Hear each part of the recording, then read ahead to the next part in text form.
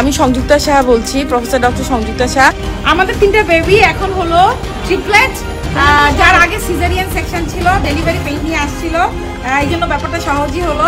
চিকিৎসা দিতে পারবেন না ডাক্তার সংযুক্তা সাহা। রাজধানীর সেন্ট্রাল হাসপাতালে ভুল চিকিৎসা ও কর্তৃপক্ষের অবহেলায় নবজাতকের মৃত্যুর ঘটনায় বিতর্কিত গাইনি বিভাগের অধ্যাপক ডাক্তার সংযুক্তা সাহা হাসপাতালটিতে আর বিশেষজ্ঞ চিকিৎসা দিতে পারবেন না বলে জানিয়েছে স্বাস্থ্য অধিদপ্তর। এছাড়া হাসপাতালটিতে সব ধরনের অস্ত্রোপচার বন্ধের নির্দেশ দেওয়া হয়েছে।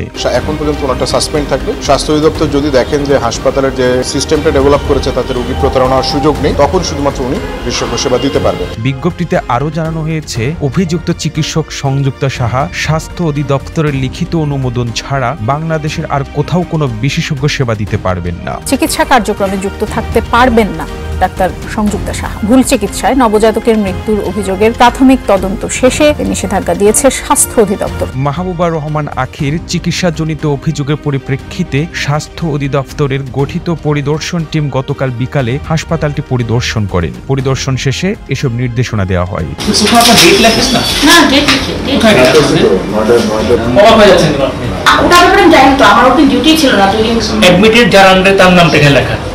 তাই না? যার আন্ডারে উনি ভর্তি তার আন্ডারে লেখা, তাই না? নার্সিং পাস করেছে? আপনি এখানে কি ডিগ্রি করলেন? এখানে কি ডিগ্রি করলেন? এই জায়গায় এখানে কি ডিগ্রি করলেন? নার্সে, তাই না?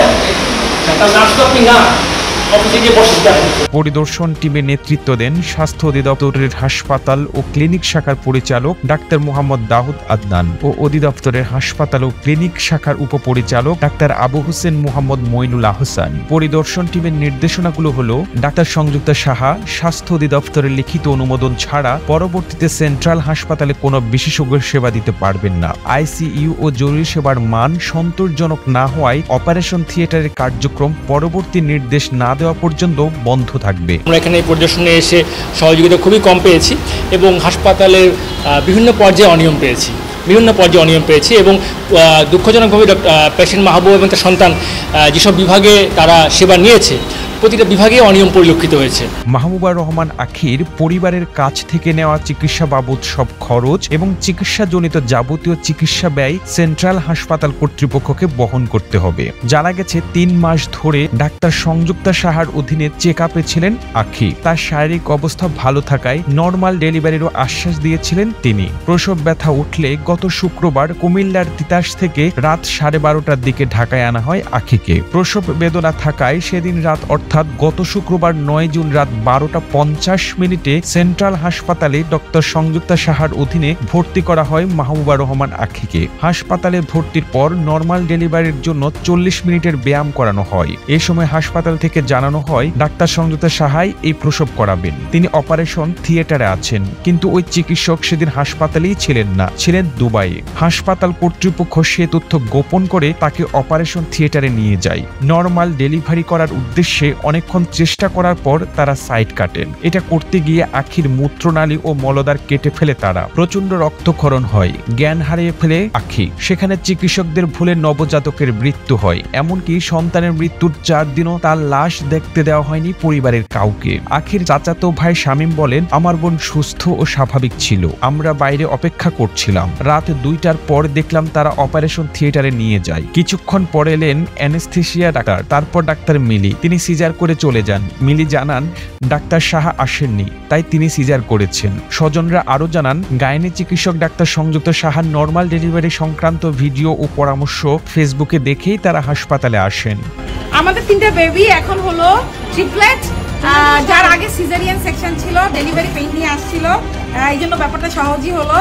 আখি বর্তমানে ল্যাবিড হাসপাতালের অধ্যাপক ডাক্তার সোহরাবুজ্জামানের অধীনে সিসিইউতে চিকিৎসাধীন। আখির স্বামী ইয়াকুব আলী সুমন বলেন, এখন পর্যন্ত আমার স্ত্রীর জ্ঞান ফেরেনি। তার কিডনি, লিভার, হার্ট এবং অন্য কোনো অংশ কাজ করছে না। এর মধ্যে ব্রেন স্ট্রোকও করেছে সে। রক্তক্ষরণও বন্ধ হচ্ছে না। রক্তক্ষরণ বন্ধ না হওয়ার কারণে শরীরের অন্য অংশগুলো কাজ করতে পারছে না। গত 4 দিন ধরে 17 ব্যাগ রক্ত দিতে হয়েছে এবং যতক্ষণ পর্যন্ত তার নিঃশ্বাস চলবে ততক্ষণ পর্যন্ত রক্ত দিতে হবে। চিকিৎসকরা জানিয়েছেন রক্তক্ষরণ বন্ধ হওয়ার কোনো উপায় নেই, তাই এভাবে কতক্ষণ তাকে তারা বাঁচিয়ে রাখতে পারবেন সেটা নিয়ে সন্দেহ আছে।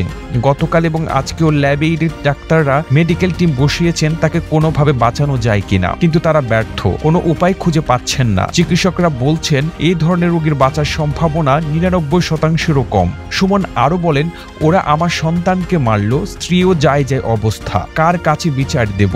আমার স্ত্রীর সন্তানকে মেরে তারা দালালের মাধ্যমে সমঝোতার চেষ্টা করছে, তার চাইতে আমাকে গুলি করে ফেলুক। আমার সন্তানকে তারা মেরে ফেলছে, আমার স্ত্রীকে তারা মৃত্যু শয্যা সাহিত্য করছে, আমাকে তারা মেরে ফেলুক। সেন্ট্রাল হসপিটালে এমন ঘটনা অহরহ ঘটে, দাবি ভুক্তভোগীদের। মাহবুবা রহমান আখির মর্মান্তিক এই ঘটনায় সামাজিক যোগাযোগ মাধ্যমে ব্যাপক সমালোচনা হচ্ছে। সেন্ট্রাল হসপিটালের নানা অনিয়মের বিষয়ে মুখ খুলছেন অনেকেই। একটি পোস্টের কমেন্টে স্নিগ্ধা সোহরাব নামে একজন লিখেছেন, ডাক্তার সংযুক্তা খুবই খারাপ, আন্দাজে আমার ভাইয়ের বউকে প্রায় 1 বছরেরও বেশি সময় ফুল চিকিৎসা দিয়ে বলেছেন অপারেশন না করলে কখনো বেবি হবে না। তখন আমি বললাম যে অপারেশন না করে লাস্ট অন্য একজন ডাক্তার দেখাতে। পরবর্তীতে আমার ভাইয়ের বউ কোনো অপারেশন ছাড়াই 2 মাসেই বেবি কনসিভ করে। ফারজানা নামে আরেকজন লিখেছেন, আমার প্রথম বেবির বেলায় ডাক্তার সংযুক্তা সাহার কাছে নর্মাল ডেলিভারির আশায় গিয়েছিলাম এবং তার অধীনেই ছিলাম প্রেগন্যান্সিতে। তারপর সিজারে আমার পুরো পেট কেটে ফেলে। তানিয়া সুলতানা নামে আরেক নারী লিখেন,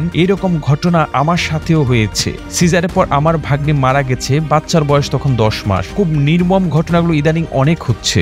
এদিকে ভুল চিকিৎসার অবহেলায় নবজাতকের মৃত্যু এবং প্রসূতির জীবন ঝুঁকিতে ফেলার অভিযোগের মামলায় সেন্ট্রাল হাসপাতালের 2 চিকিৎসককে গ্রেপ্তার করা হয়েছে। পরে আদালতের মাধ্যমে তাদের কারাগারে পাঠানো হয়েছে। একই সঙ্গে এই ঘটনায় ডাক্তার শাহজাদি ও ডাক্তার মিলি সহ 11 জনকে সাময়িকভাবে বহিষ্কার করেছে সেন্ট্রাল হাসপাতাল কর্তৃপক্ষ।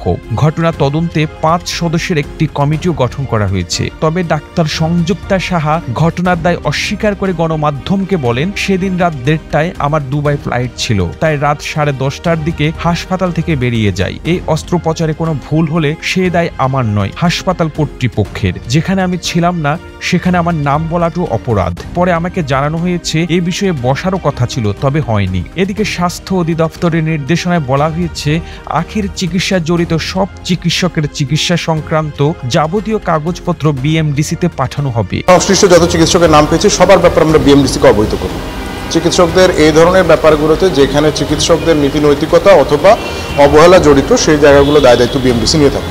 বিএমডিসি থেকে চিকিৎসকের নিবন্ধন বিষয়ক সিদ্ধান্ত গৃহীত হলে সে অনুযায়ী ব্যবস্থা নেওয়া হবে। আদালতে চলমান মামলায় অভিযুক্ত ডাক্তার শাহজাদি ও ডাক্তার মুনার যাবতীয় খরচ সেন্ট্রাল হাসপাতাল কর্তৃপক্ষ বহন করবে। ভুক্তভোগী রোগীর পরিবার কোনো ধরনের ক্ষতিপূরণ দাবি করলে বিদ্যমান আইন অনুযায়ী নিষ্পন্ন করতে হবে। অভিযোগ সংক্রান্ত সব কাগজপত্র স্বাস্থ্যসেবা বিভাগ ও স্বাস্থ্য মন্ত্রণালয়ে পাঠানো হবে। পরবর্তীতে স্বাস্থ্য ও পরিবার কল্যাণ মন্ত্রণালয়ের সিদ্ধান্তের আলোকে ব্যবস্থা গ্রহণ করা হবে। এইসব নির্দেশনা 16 জুন অর্থাৎ গতকাল থেকে কার্যকর হবে। এর কোনো ব্যত্যয় ঘটলে কঠোর আইনি ব্যবস্থা নেওয়া হবে বলেও জানায় স্বাস্থ্য অধিদপ্তর।